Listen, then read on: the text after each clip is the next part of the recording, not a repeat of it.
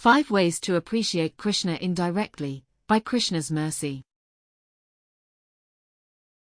रसो हम अपसु कौन्ते प्रभास्मे शशिसूर्ययोः प्रणवः सर्ववेदेषु शब्दः खे पौरुषं नृषु. Quote, O son of Kunti, Arjuna, I am the taste of water, the light of the sun and the moon, the syllable Om in the Vedic mantras, I am the sound in ether and ability in man. Lord Krishna, Bhagavad-gita, 7.8. 1. The light of the sun. I cannot tell you how much a sunny day brightens my spirits. Figuratively and literally. I cannot stand it when I wake up in the morning and there is darkness outside. It is a waste of that time in the 24-hour cycle. The sun means so much to me.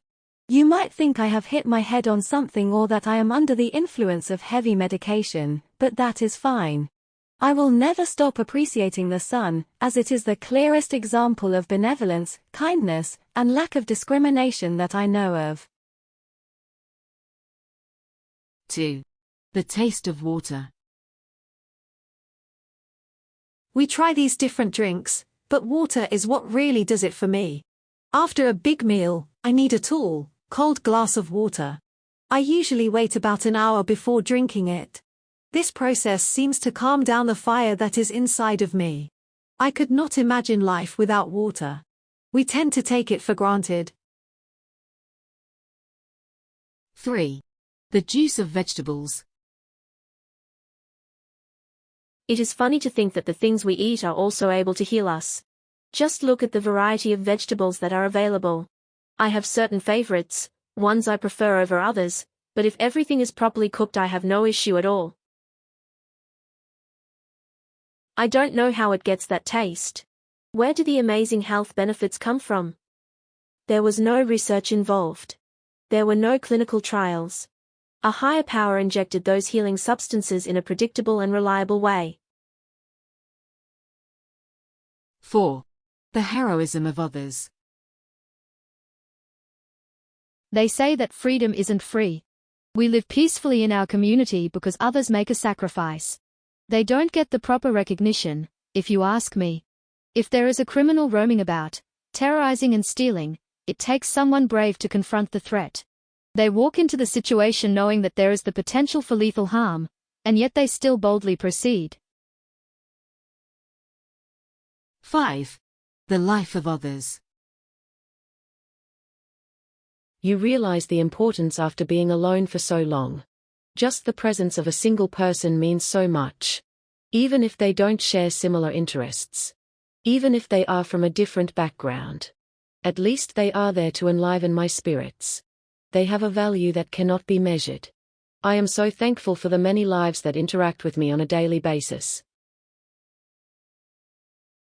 His Divine Grace A.C. Bhaktivedanta Swami Prabhupada recommends that one way or another we should be Krishna conscious. That alone will fulfill the highest ambitions of life.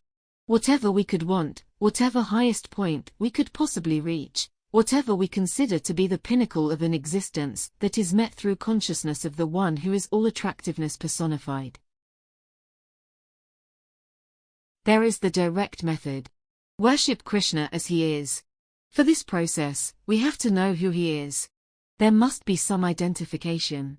There is study of the history, which is limited in comparison to the timeline of creation. As Vishnu, the Supreme Lord is there even prior to the creation process starting. Aham evasam evagre.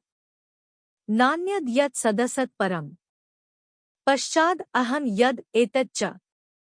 Yo vashishyet so sme aham. Quote, Brahma, it is I, the personality of Godhead, who was existing before the creation, when there was nothing but myself. Nor was there the material nature, the cause of this creation.